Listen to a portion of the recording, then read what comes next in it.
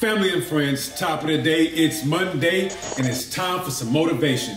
Black Panther is the first Marvel studio film with a black director and predominantly black cast. Based off the comic books we used to read, the 2008 film stars notable actors like South Carolina's own Chadwick Boseman as Black Panther. Rest in peace. His nemesis is Killmonger, played by actor Michael B. Jordan.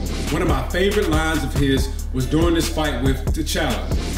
Is this your king? Huh? Is this your king? The movie also starred Angela Bassett, Forest Whitaker, and Get Out star Daniel Kaluuya. If you recall, the film had everybody screaming out Wakanda for life, even if they weren't black, and the fact that Wakanda is a fictional place to begin with. Wakanda passed itself off as a small, poor, third world nation of humble herdsmen. In reality, Wakanda had beautiful rivers and valleys, natural resources, and most importantly, its own intelligent system. The film went on to do $1.3 billion in the box office. The budget for this film was only $200 million, so this was definitely a lucrative move for Marvel. Black Panther: Wakanda Forever is scheduled for release in November of this year, so check it out. It'll be interesting to see how they spin the film without the main character. Again, rest in peace, Chadwick Boseman. Wakanda for life. Speaking of Black Panther, in my video on Reaganomics, I spoke about the Black Panther Party.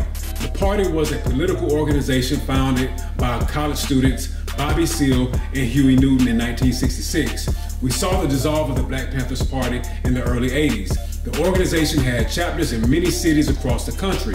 Originally founded in Oakland, California, it spread to cities like San Francisco, New York, Chicago, and Philadelphia. In response to excessive force and misconduct by Oakland's police department, the organization practiced open carry to combat this. It was not uncommon to see Black Panthers strapped with automatic rifles and handguns. The right to keep and bear arms is protected by the Second Amendment. However, there was a lack of clear federal court rulings defining this right, so the government began to introduce gun laws.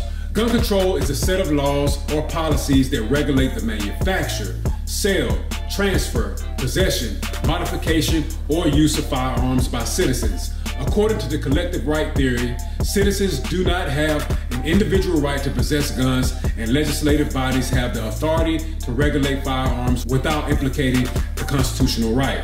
The Gun Control Act wasn't introduced until 1968.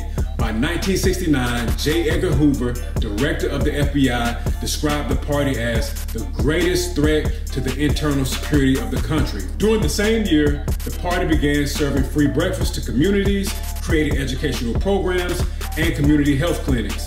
The overall intent of the party was to represent the members of society whose only economic value is their ability to work. It still didn't stop the FBI. I'm talking about the country's own federal government from assassinating multiple party leaders in the late 60s. It's important to understand that Black Panther membership consisted of recent migrants whose families traveled north and west to escape racism in the South. This only led to a new form of segregation and repression through legal and political tactics. In 1966, only 16 of Oakland's 661 police officers were African Americans. This number was not representative of the population at the time at less than 3%. With the assistance of the FBI, the Black Panther Party dissolved in 1982.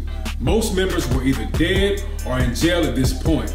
Assistant FBI Director William Sullivan testified before the Church Committee regarding their stance on black nationalists. He stated that the Bureau did not distinguish the difference between Soviet spies and leaders in black nationalist movements. The FBI targeted the SCLC, SNCC, the Nation of Islam, Dr. King, Stokely Carmichael, and H. Rap Brown, to name a few. Meanwhile, the Vietnam War was going on at this time. Maybe if we redirected our attention to that war instead of the imaginary one created in the US, we might have seen a different outcome. It took the US 10 years to find bin Laden. Most Black Panther leaders were either killed or jailed within a year. Let me hear you say Wakanda for life one time for the Black Panther and the Black Panther Party. As always, I'm happy to help. Make it a great day.